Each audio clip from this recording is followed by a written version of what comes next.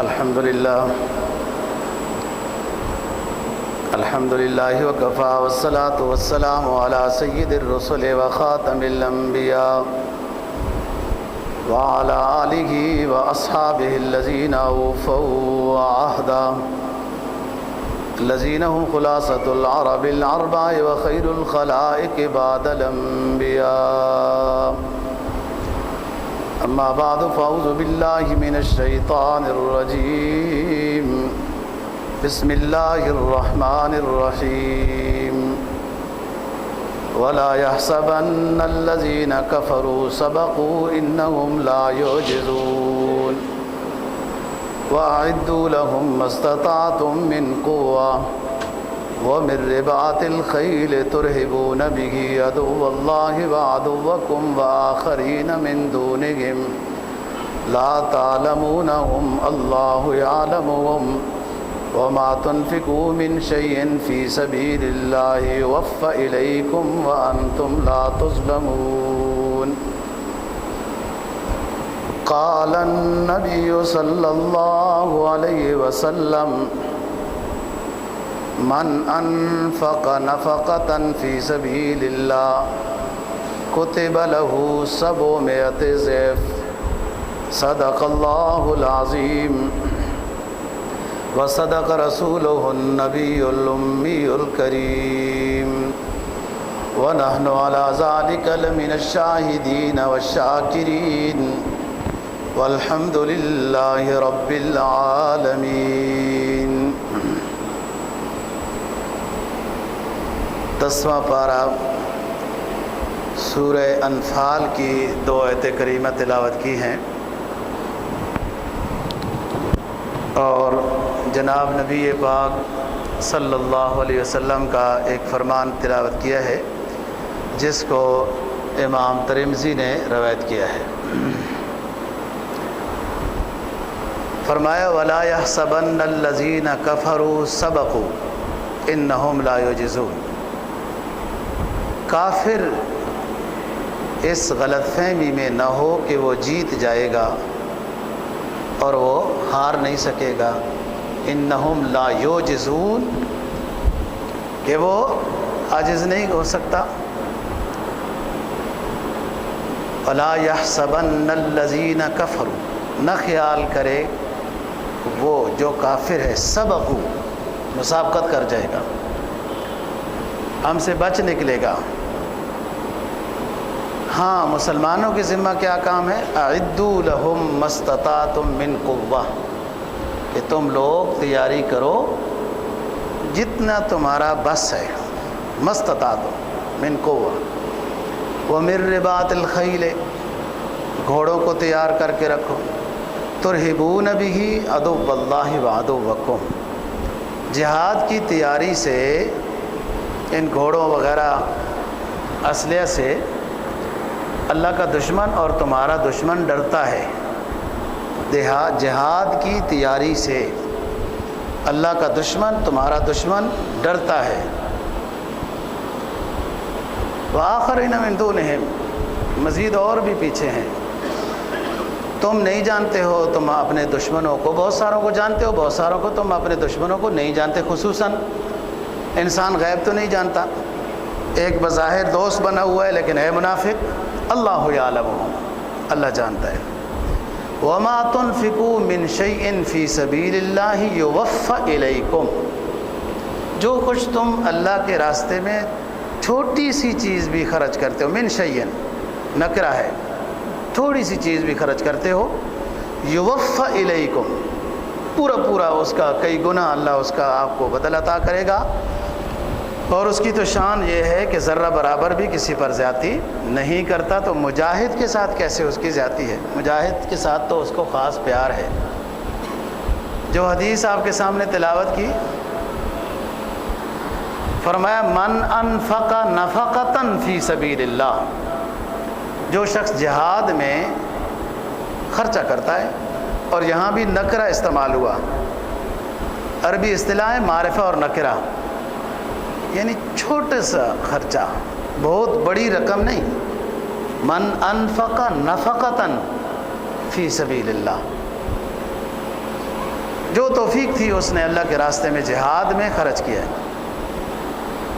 کتب لہو 700 ضعف رواہ الترمذی، کم از کم 700 گنا اللہ اس کو اجر عطا کرے گا۔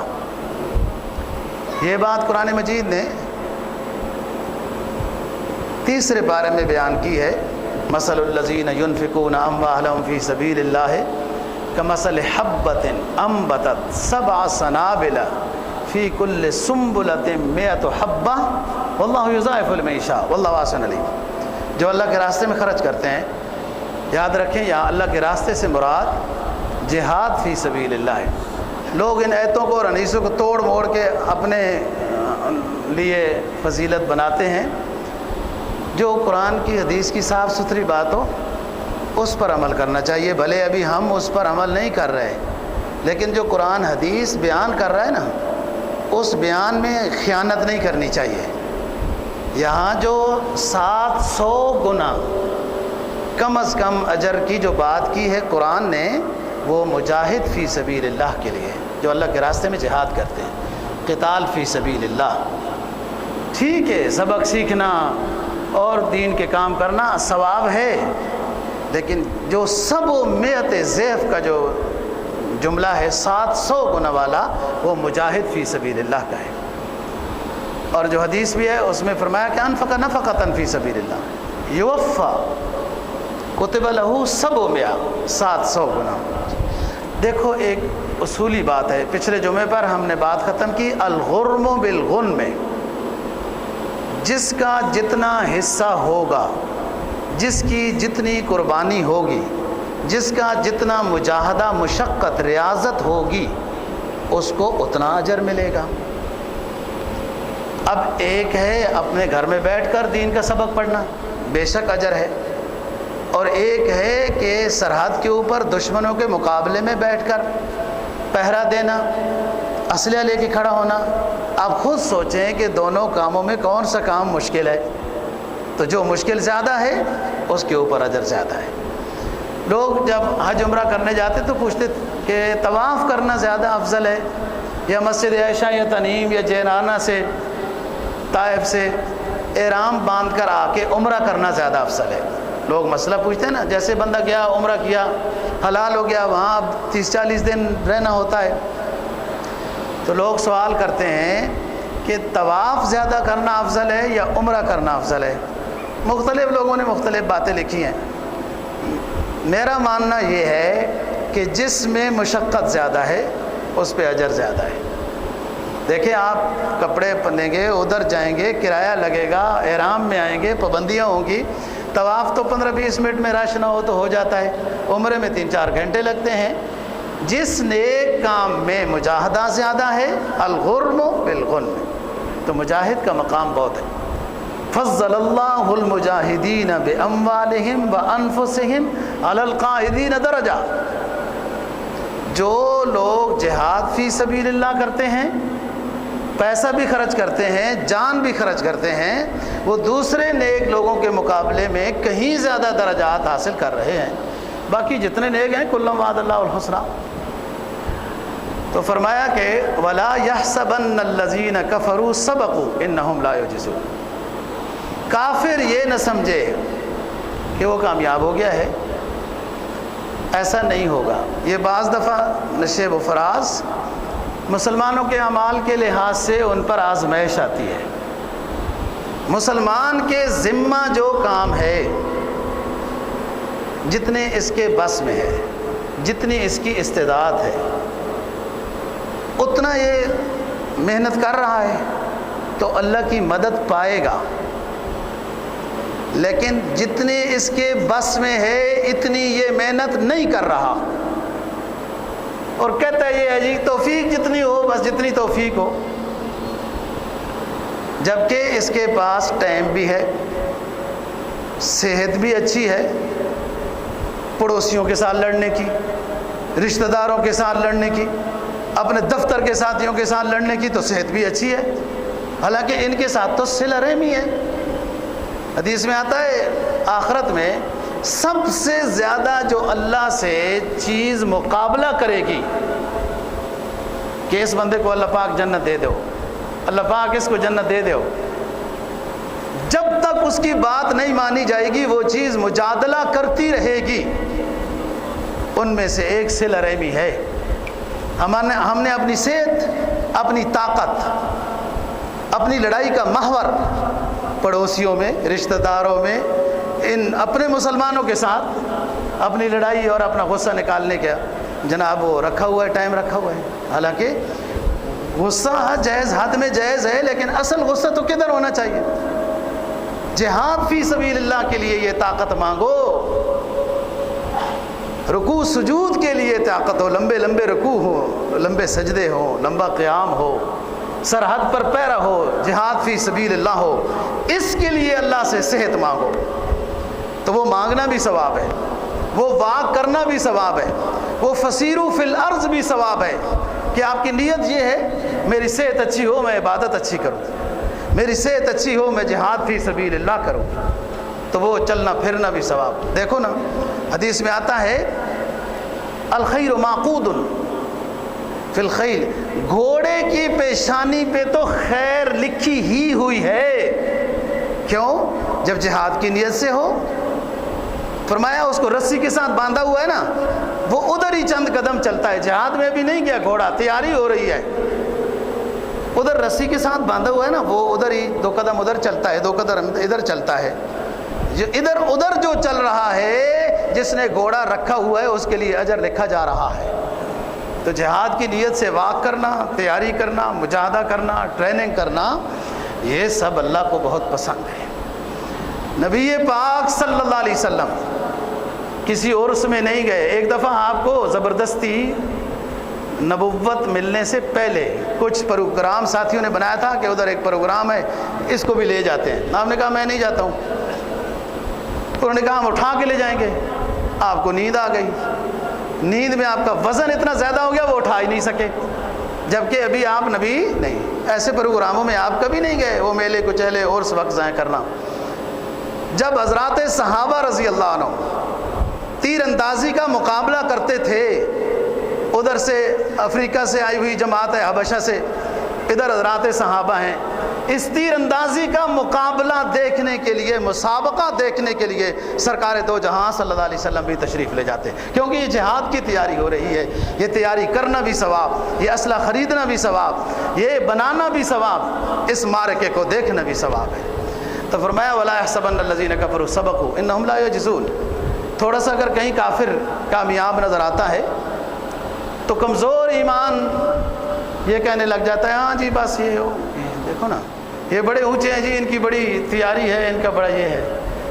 اصل میں اس کا اندر کا نظام خود خالی ہے کہ جو جلدی سے دشمنان اسلام کی تعریف کرنے لگ جاتا ہے، سیرت رسول کا تو مطالعہ کرتا، اسوہ رسول کا تو مطالعہ کرتا، غزوات رسول کو تو پڑھتا کہ ہمارے اسلاف کیا تھے، ان کی قربانیاں کیا تھیں، ہم نے کرنا کیا ہے، ہم نے تعریف اپنے اس سلسلۃ الذہب کی کرنی ہے کہ جو یہ مجاہدین، فقہا، محدثین، ان نیک لوگوں جماعت گزری ہے جن کی نعمتوں محنتوں سے ہم تک اسلام پہنچا نا، ہمارے اندر اگر کچھ ہوتا تو ہم اپنے اولیاء کی تعریف کرتے، اپنے صلحاء محدثین کی کرتے، اپنے مجاہدین کی کرتے۔ اب تو کتابوں سے محمد بن قاسم ہٹایا جا رہا ہے، صلاح الدین ایوبی ہٹا رہا جا رہا، کس سے ڈرو گے، کتنا ڈرو گے؟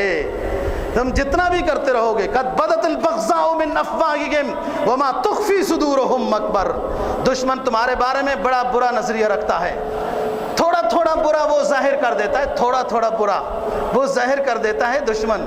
قد بدت البغضاء من افواہہم وما تخفی صدورہم اکبر۔ لیکن دشمن جو تمہارے بارے میں اندر چھپا کے اس نے رکھی ہوئی ہے نا، تمہاری مخالفت وہ بہت بڑی ہے، بہت بڑی ہے۔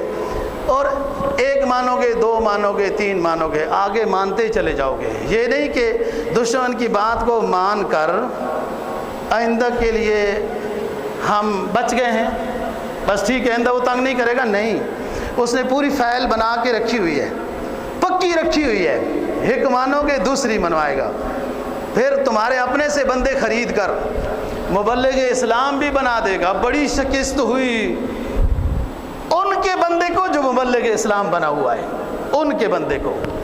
ہاں جو زکوٰۃ بھی نہیں ہے تو حج بھی نہیں ہے تو مسجد گھر میں ہی نماز پڑھ لیا کرو تو فلان. طالبان کی فتح میں اس کو بڑی تکلیف ہوئی. بظاہر مبلغ اسلام ہے ان کا. یہ ایسے بندے ہمیشہ تیار کیے گئے ہیں.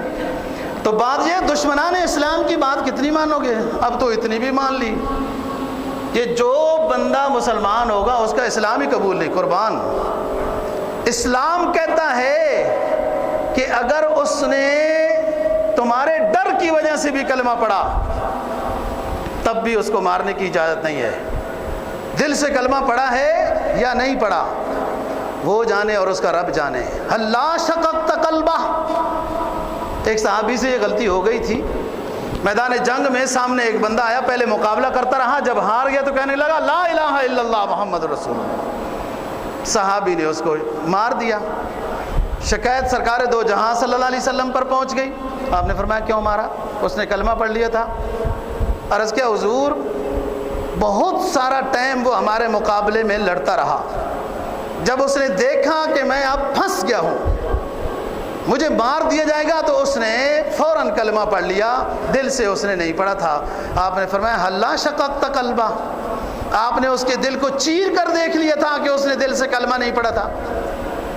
یعنی بظاہر ایسا ہی ہے کہ اس نے ڈر سے ہی کلمہ پڑھا, لیکن اسلام پھر بھی قبول کرتا ہے دل کی بات اندر کی. اور یہاں تو یہ ہے کہ 18 سال کے بعد پھر بھی تھوڑا سا عرصہ جیل میں رہو گے, اور پہلے تو بالکل ہی. اور یہ مسلمان ہیں جو بل پاس کریں, بھلے بل رک بھی جائے وہ بھی ہو جائے وہ ایک الگ بات ہے, لیکن اپنا اسلام کے خلاف حصہ ملانا الگ بات ہے. کامیاب نہ ہونا یہ تو الگ بات ہے کہ کچھ زندہ دل بھی لوگ بیٹھے ہیں. اچھا پھر آپ اپنی تاریخ کو کیا کریں گے؟ بچوں میں سب سے پہلے اسلام لانے والے حضرت علی رضی اللہ تعالیٰ عنہ ہیں, جو 12 سال کی عمر میں جو شخص, جو ذات, جو ہستی اسلام لے کر آئی سرکار دو جہاں صلی اللہ علیہ وسلم, وہ تو 12 سال کے بچے کا اسلام قبول کر رہے ہیں, اور یہ بڑے اسلام کے ٹھیکیدار ہو گئے. اگر ان سے پوچھا جائے کہ ایمان کتنی چیزوں پر لانا ضروری ہے تو یہ بھی نہیں پتہ ہوگا الا ماشاء اللہ. اور اتنے بڑا دعوت دی جا رہی ہے. میں سوچتا رہتا ہوں شمال کی فضا دیکھو, جنوب کی ہوا دیکھو, پاکستان کی جنوب کی سائڈ دیکھو جو اسلام کے خلاف بل پیش کیے جا رہے ہیں, اور شمال کی فضا دیکھو کہ جو نہتے مجاہدوں کو اللہ نے کس طرح کامیاب کر دیا ہے. اللہ اور بھی کامیاب کرے.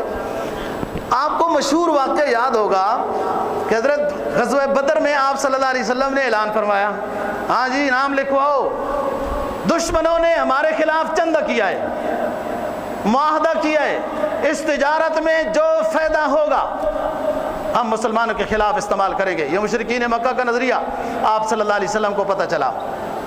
آپ نے یکدم ایک وفد بھیجا بھی ہے کہ اس تجارتی قافلے کو روکا جائے, لیکن وہ جدہ کی سائڈ سے نکل گیا تھا. آپ نے فرمایا وہ ابھی جائیں گے مکہ میں اور تیاری کریں گے, چلو اٹھو, انہوں نے ہمارے خلاف چندہ کیا ہے. یہ اسلام ہے, یہ غیرت اسلام ہے, یہ وہ نبی ہے جس کی محبت میں ہم جان دینے کے لیے تیار ہوتے ہیں. یہ جان اس کے اسوہ پر دینی ہے, اس کی سیرت پر دینی ہے کہ انہوں نے کیسے کام کیے تھے. انہوں نے مشورہ کیا ہم مسلمانوں کے خلاف چندہ کر کے جمع کر کے لوگوں کو, مسلمانوں کو ختم کریں گے مدینہ میں جا کے. آپ نے کہا وہ ادھر چندہ کریں, اٹھو, جس کا دل چاہتا ہے آ جاؤ.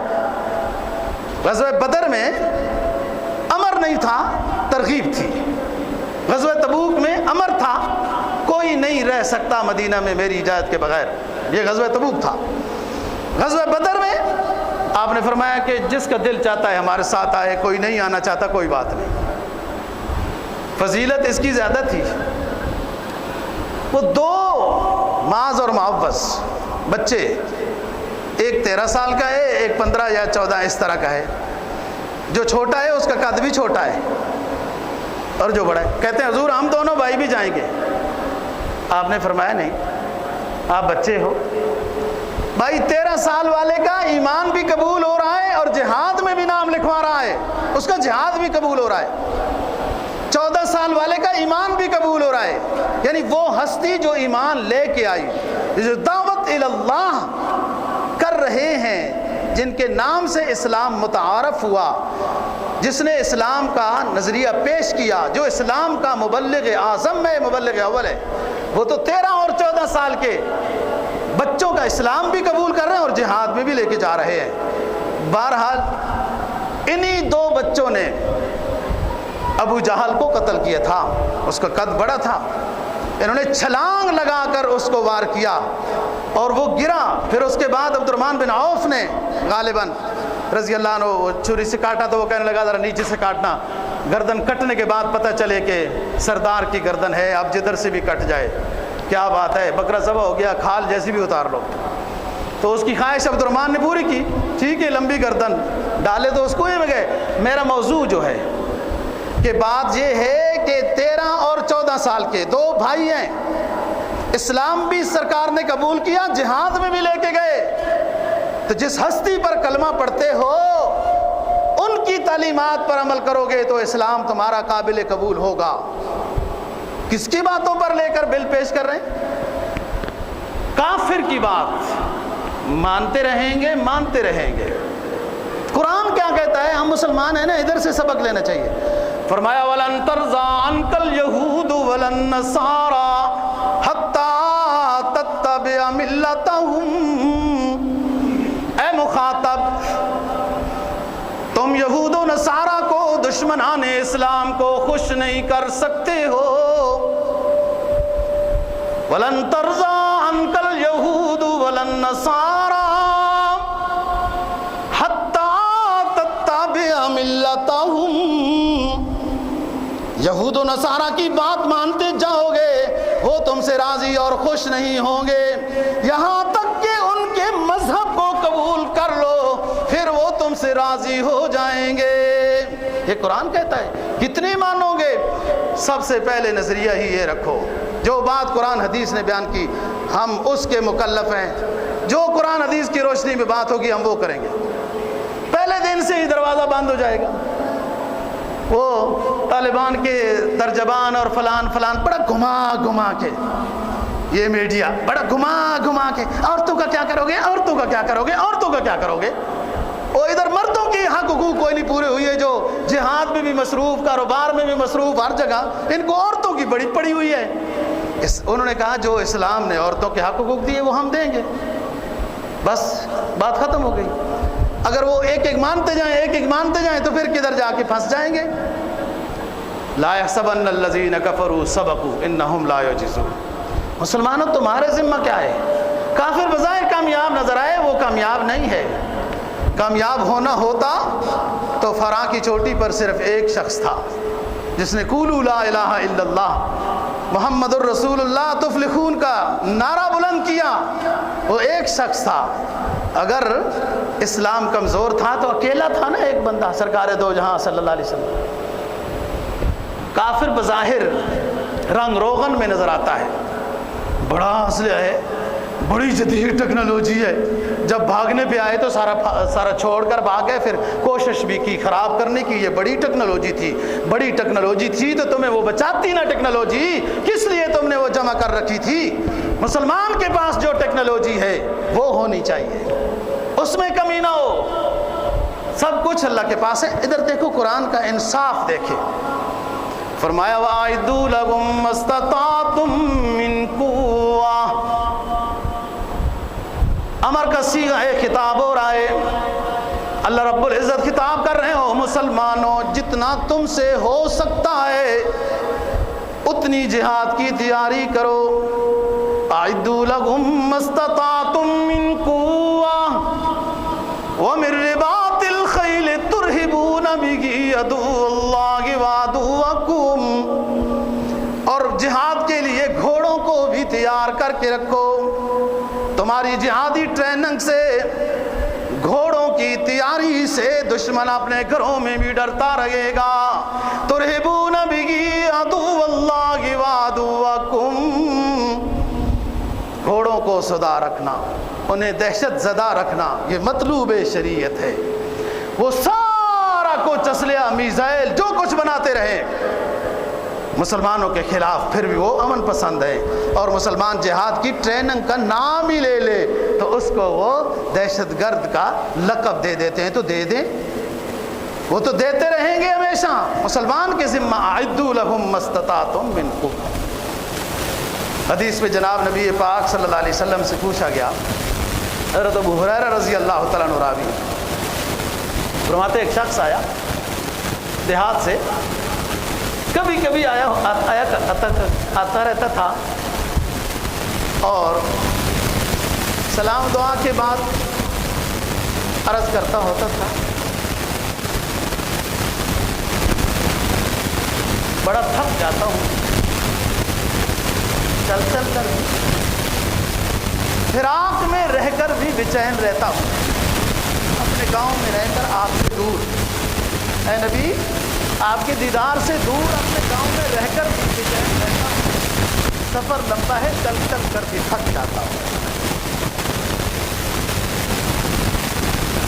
ایک صاحب دل نے نقشہ کھینچا ہے، فرمایا مجھے سب یاد ہیں تیرے ہجر کے صدمے، مجھے سب یاد ہیں تیرے ہجر کے صدمے، بھول جاتا ہوں مگر دیکھ کر صورت تیری، گاؤں میں رہتا ہوں بے چین رہتا ہوں، اے سید دو جہاں تیرا دیدار نصیب نہیں ہوتا، بے چین رہتا ہوں، لمبا سفر کر کے کبھی کبھی آتا ہوں، تھک جاتا ہوں، لیکن جب دیدار نصیب ہوتا ہے وہ بے چینی بھی رخصت ہو جاتی ہے، راستے کی تھکاوٹ بھی ختم ہو جاتی ہے۔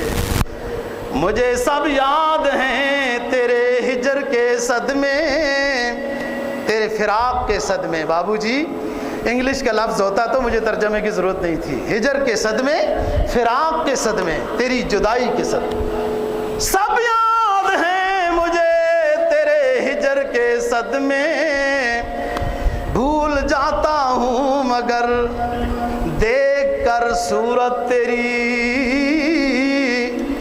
اے سرکار دو جہاں صلی اللہ علیہ وسلم، جب آپ کو دیکھتا ہوں مجھے ساری پریشانیاں دور ہو جاتی ہیں، راستے کی تھکاوٹ بھی دور ہو جاتی ہے۔ حضرت ابو ہریرہ رضی اللہ تعالیٰ عنہ فرماتے ہیں یہ شخص آتا ہے، نبی پاک صلی اللہ علیہ وسلم سے سوال کیا جاتا ہے ای الاعمال افضل، حضور کبھی کبھی حاضری ہوتی ہے، اعمال میں سے اللہ کو سب سے زیادہ عمل کون سا پسند ہے؟ نبی پاک صلی اللہ علیہ وسلم نے فرمایا الایمان باللہ ورسولی، اللہ اور اس کے رسول پر ایمان لانا اللہ کو بہت پسند ہے۔ قیل ثم ماذا، اے حضور اس کے بعد پھر اور کیا اللہ کو پسند ہے؟ فرمایا الجہاد فی سبیل اللہ، ایمان کے بعد میدان میں آنا، مجاہد فی سبیل اللہ بن جانا۔ یہ غازی، یہ تیرے پراسرار بندے جنہیں تو نے بخشا ہے ذوق خدائی، دو نیم ان کی ٹھوکر سے سارا او دریا، جنہوں نے تورا بورا کو ریت کے ڈھیر بنا دیے، جنہوں نے انسانیت کی لاشوں کے ڈھیر لگا دیے، جنہوں نے مجاہدین کے سروں کے مینار بنا کے تیل چھڑک کر جلائے اور تالیاں بجائیں، یہ جتنا کچھ وہ کرتے رہے مجاہد اپنی جگہ سے نہیں ہلے، اللہ کی مدد و نصرت کے انتظار میں نا امید نہیں ہوئے۔ یہ غازی، یہ تیرے پراسرار بندے جنہیں تو نے بخشا ہے ذوق خدائی۔ ہم جیسے بہت سارے جن کے ذوقوں میں اپنے لباس ہیں، جن کے ذوقوں میں اپنے دفتر محبوب ہیں، جن کے ذوقوں میں اپنے کاروبار ہیں، اپنی ریڑیاں ہیں، اپنے بیوی بچے ہیں، اپنے کارخانے ہیں، اپنے مل ہیں، اپنے بینک ہیں، اپنے بیلنس ہیں. یہ بعض مسلمانوں کے ذوق میں یہ دنیا کی محبت بھری ہوئی ہے، اس لیے جہاد میں نہیں نکل سکتے. اللہ والے جب جہاد میں نکلتے ہیں لاٹھی بھی نہیں ہوتی، کبھی لاٹھی ہوتی ہے، کبھی پتھر ہوتا ہے، کبھی پتھر بھی اٹھانے کی نوبت نہیں آتی. اور دنیا والے جن کے بھی 52 بھی مینگنیاں گراتے رہے، میزائل بھی اپنی مینگنے گراتے رہے، اللہ والوں کو ایک بال برابر بھی استقامت کے ساتھ ادھر ادھر نہیں ہلا سکے. یہ جیت گئے جن کو اللہ نے مدد دی، جن کی اپنے لوہے پہ مدد تھی، وہ ہار کے دم دبا کے بھاگ گئے. یہ غازی، یہ تیرے پراسرار بندے. پراسرار بات سمجھ آتی ہے؟ پراسرار کیا ہوتا ہے؟ کہتے ہیں نا پراسرار طریقے سے وہ غازی اللہ کا رازدار ہوتا ہے. غازی کے قلب پہ، مجاہد کے قلب پہ سکینت اترتی ہے، الہام ہوتا ہے، محبت الہی کی جھلک ملتی ہے. یہ ہے پراسرار کا معنی. یہ غازی، یہ تیرے پراسرار بندے جنہیں تو نے بخشا ہے ذوق خدائی، جنہیں پتہ اس راستے میں آئیں گے اللہ ملے گا، اللہ کے رسول کا دیدار ہوگا، حضرات صحابہ آل بیت کی جماعت ملے گی، جنت الفردوس میں اعلیٰ مقام ملے گا. ان کا ذوق یہ ہے، اور جو دنیا پرست ہیں ان کا ذوق کچھ اور ہے. یہ غازی، یہ تیرے پراسرار بندے جنہیں تو نے بخشا ہے ذوق خدائی، جینے کا ڈھنگ بخشا ہے.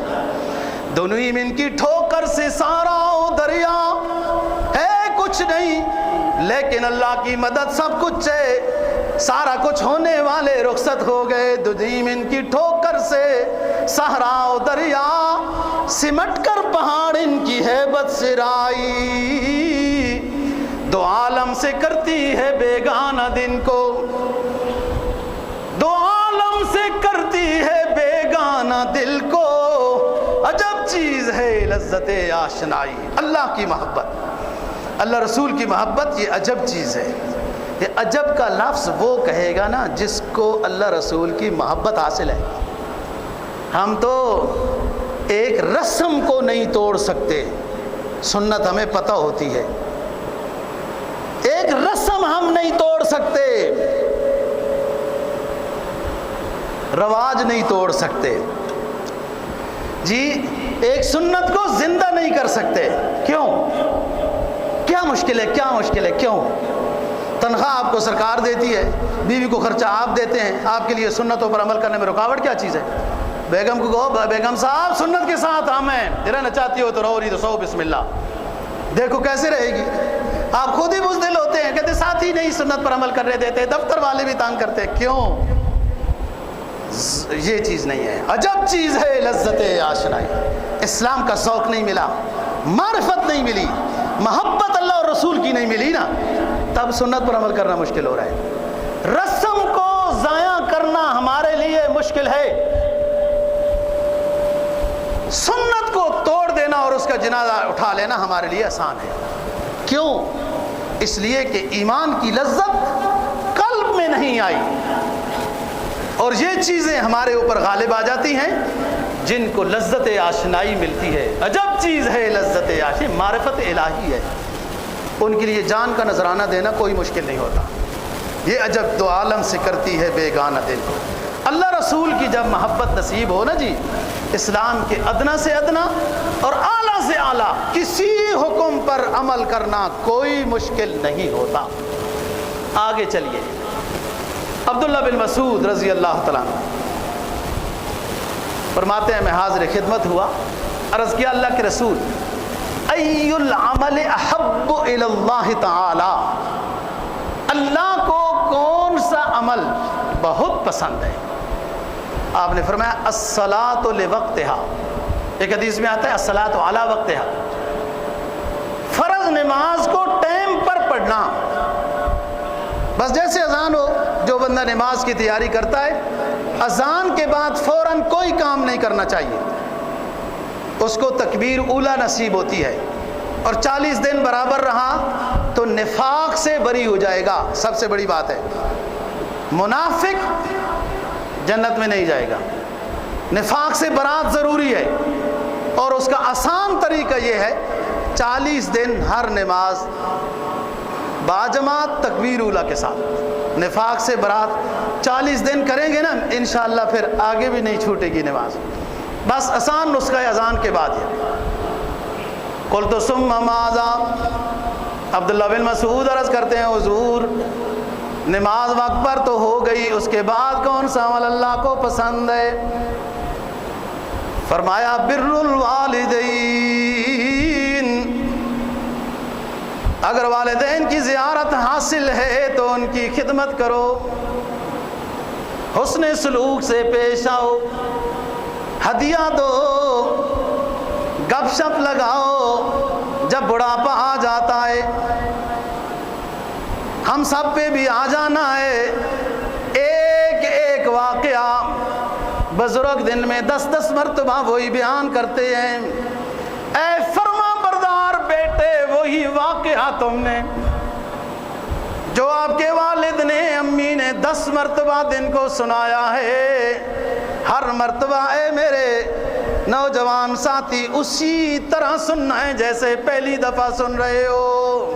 بر الوالدین میں یہ بھی داخل ہے، کھانا کھلانا بھی داخل، لباس بھی داخل، گپ شپ بھی داخل، جانی خدمت بھی داخل، سب بر الوالدین میں۔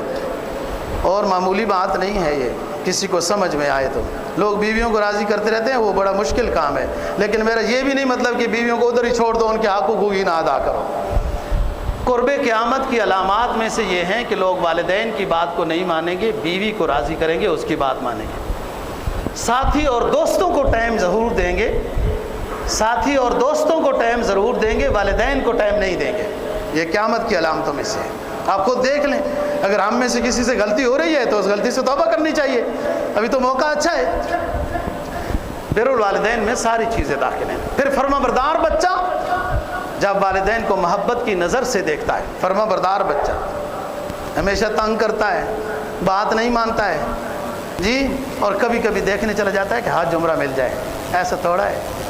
خدمت گار تابع دار بچہ جب والدین کو محبت کی نظر سے ایک نظر، مگر بار بار دیکھے تو بار بار انعام ہے، ایک نظر محبت سے دیکھے والدین کو تو حج اور عمرے کا مقبول ثواب ہے۔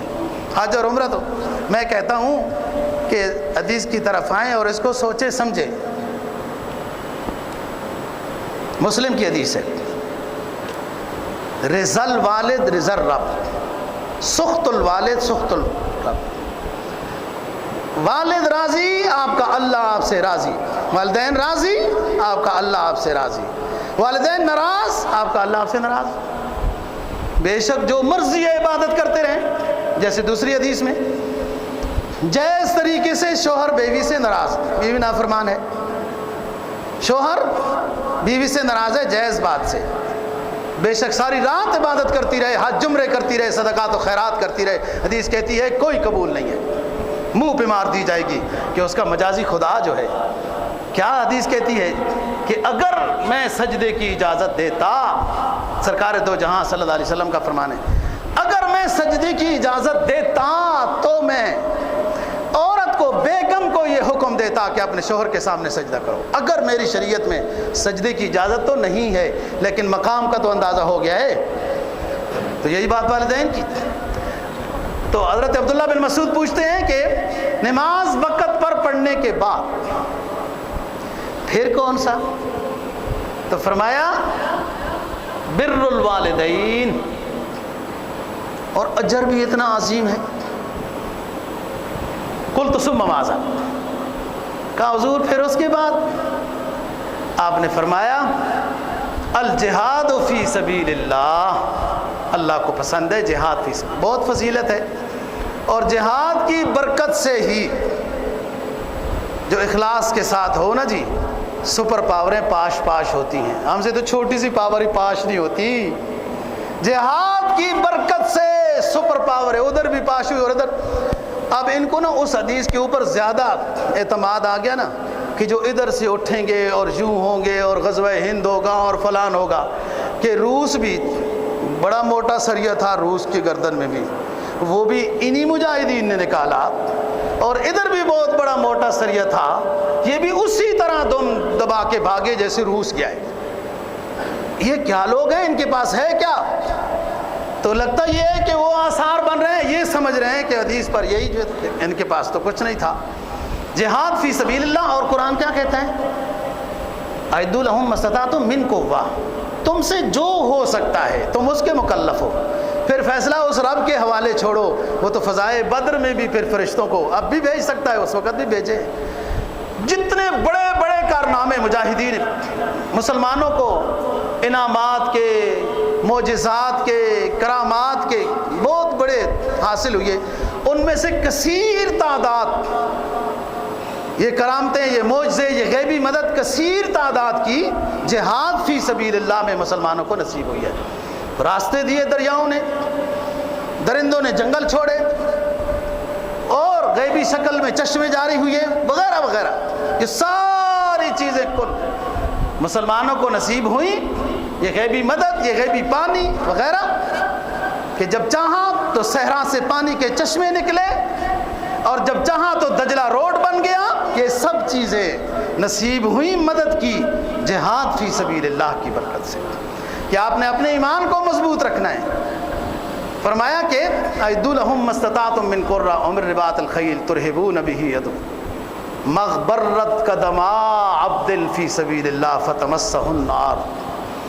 جس شخص کے قدم پر جہاد فی سبیل اللہ میں صرف غبار لگ گیا، زخم نہیں ہوا، چلنے سے غبار لگ گیا، اس پر بھی جہنم حرام کر دی جاتی ہے۔